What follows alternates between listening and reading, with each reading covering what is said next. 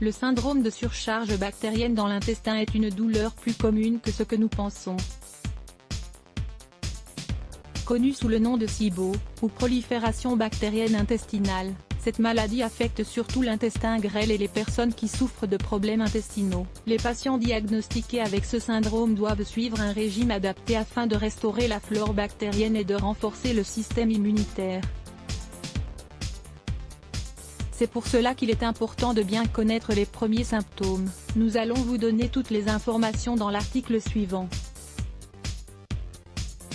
Le syndrome de surcharge bactérienne et l'intestin grêle. L'intestin grêle mesure entre 8 et 9 mètres et il est connecté à l'estomac. Il contient très peu de bactéries à l'intérieur, en comparaison avec le gros intestin. Il contient moins de 10 000 bactéries par millilitre de fluide alors que le gros intestin et le côlon en stockent plus de 1000 millions par millilitre de fluide. Il est important de faire en sorte que cet équilibre ne soit pas trop ébranlé. L'intestin grêle est une partie essentielle du système immunitaire car il contient un grand réseau de cellules lymphoïdes qui aident à lutter contre les maladies et les infections. Le syndrome de surcharge bactérienne a pour origine une augmentation du nombre de bactéries, ou des changements dans l'intestin grêle. Par exemple, des micro-organismes s'y logent alors qu'ils devraient être dans le côlon et non pas dans l'intestin grêle. Cette surcharge de bactéries affecte aussi bien la structure que la fonction de l'intestin grêle. Les digestions deviennent plus lourdes et les nutriments ne sont pas bien absorbés. On ressent alors des douleurs et des gènes qui sont la conséquence d'une inflammation des cellules qui recouvrent l'intestin grêle. Découvrez les 3 infusions thérapeutiques pour nettoyer le côlon et les intestins. Les symptômes du syndrome de surcharge bactérienne. Les digestions lourdes. La présence de bactéries qui devraient se trouver dans le côlon et qui se logent dans l'intestin grêle, modifie totalement les digestions. Après quelques bouchées d'un plat, on ressentira une lourdeur très caractéristique.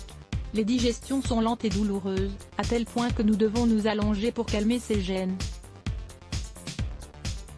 Il faut aussi souligner que l'on souffre de flatulences excessives. Les diarrhées. La diarrhée est un syndrome de la prolifération bactérienne dans l'intestin. Les selles sont presque toujours aqueuses, et très liquides. La perte de poids. Il faut savoir que l'altération de l'équilibre cellulaire des parois de l'intestin va occasionner une destruction graduelle des cellules lymphoïdes. Cette maladie intestinale attaque notre système immunitaire, car nous perdons du poids et nous souffrons plus facilement d'infections. L'intolérance soudaine à certains aliments. Le déséquilibre interne dans l'intestin grêle fait que l'on ne peut plus digérer certains aliments. De même, cette baisse des défenses immunitaires altère la synthèse des nutriments au point que nous souffrons d'intolérance. Les bactéries présentes dans l'intestin grêle attaquent les vitamines du groupe B, ainsi que les protéines. L'environnement interne dans l'intestin s'intoxique face à l'accumulation des aliments qui ne sont pas absorbés, et dont la composition originale est altérée. Découvrez 4 smoothies pour purifier le côlon, délicieux et guérisseurs. Comment notre organisme réagit-il face à la surcharge bactérienne dans l'intestin? Le corps a plusieurs manières de prévenir cette surcharge bactérienne. Pour faire face à la colonisation excessive de bactéries dans l'intestin grêle, l'organisme réagit de la manière suivante. Il sécrète de l'acide gastrique pour se défaire de ces pathogènes. La paroi musculaire de l'intestin sécrète des immunoglobulines pour se protéger. Il existe une valvule qui permet que le flux aille de l'intestin grêle au gros intestin.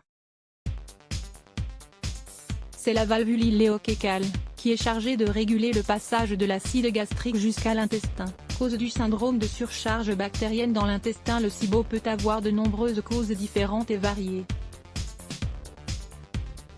Cependant, les causes les plus courantes sont les suivantes.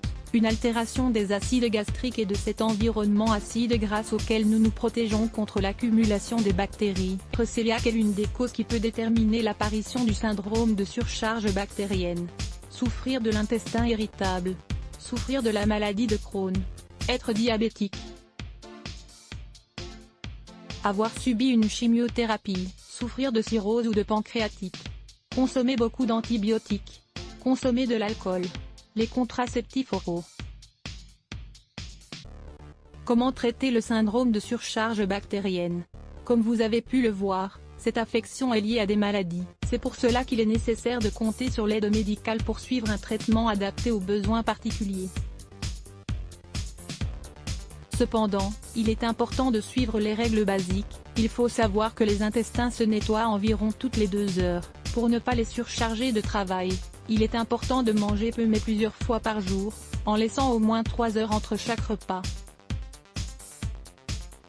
Évitez de consommer des aliments qui contiennent du lactose et des hydrates de carbone fermentables, présents non seulement dans les produits laitiers mais aussi dans les fruits riches en sucre, abricots, pommes, poires, cerises, prunes. Faites attention aussi au pain, à la farine et aux céréales.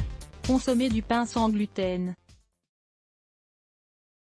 Les fruits les plus recommandés sont les suivants: bananes, raisins, myrtilles, citron, kiwi, pamplemousse. Consommez des vitamines liposolubles et B12 pour lutter contre l'excès de bactéries nocives. Vous pouvez trouver des vitamines B12 dans les pharmacies ou en consommer via ces aliments: les courges, les carottes, l'huile de foie de morue, le saumon, lait, ce bloc ADS. Why?